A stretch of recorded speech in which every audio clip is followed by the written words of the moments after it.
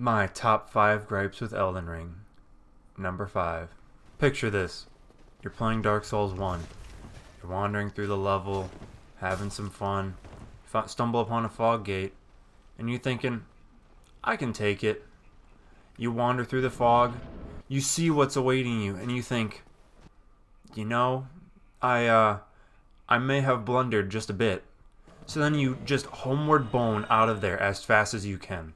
Where are all the homeward bones at? I understand that there's sacrificial branches, but that's not the same thing. Sacrificial branches are way less common, and I don't want to have to use a talisman slot and then walk in front of the boss's attacks awaiting my demise. I just want to get out of there as fast as possible. It's especially inconvenient if you're doing it co-op or with one of your little ghosties. You walk through the fog, and before the boss has even lost 10% of total HP, your phantom's already off in La La Land. It's not a huge problem, but it's just slightly annoying. Number 4. Endgame spoilers.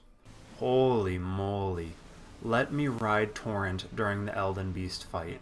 I feel myself losing my sanity every time I walk up to him, hit him twice, and then he swims 6 miles away and starts shooting laser beams at me. Will you get back here? It feels like you're supposed to be able to do it on horseback, but they just forgot to tick the box that lets you. Please change it. Number 3. Oh my god, guys, do you see that item?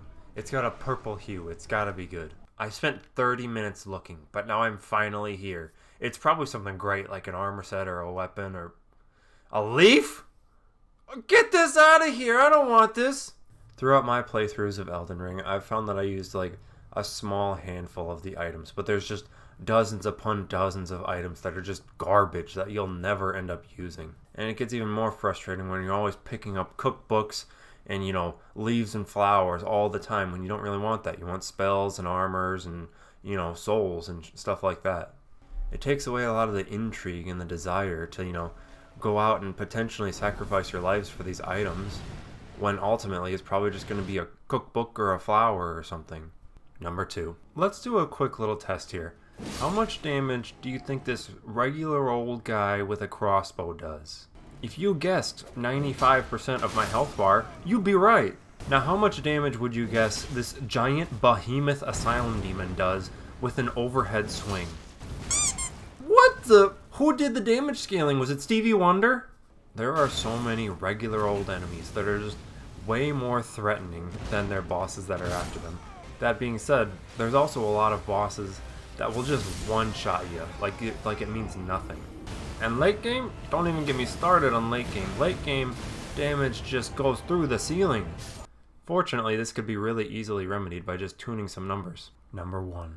Please, for the love of God, man, let me open my map when there's enemies chasing me.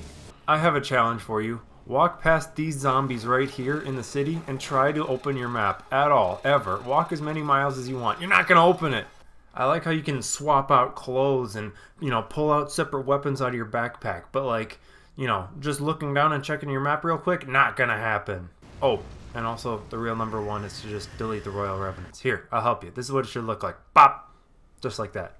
Now keep in mind, I love Elden Ring, and as I have loved all Souls games, me criticizing it does not mean I hate the game. That's not going to stop the people in the comments section who are saying good and sounds like a skill issue. They're always going to be there, but just so everyone knows, I love this game. Please follow me on TikTok and subscribe on YouTube. Thank you all so much for watching, and I will see you all in the next video. See ya.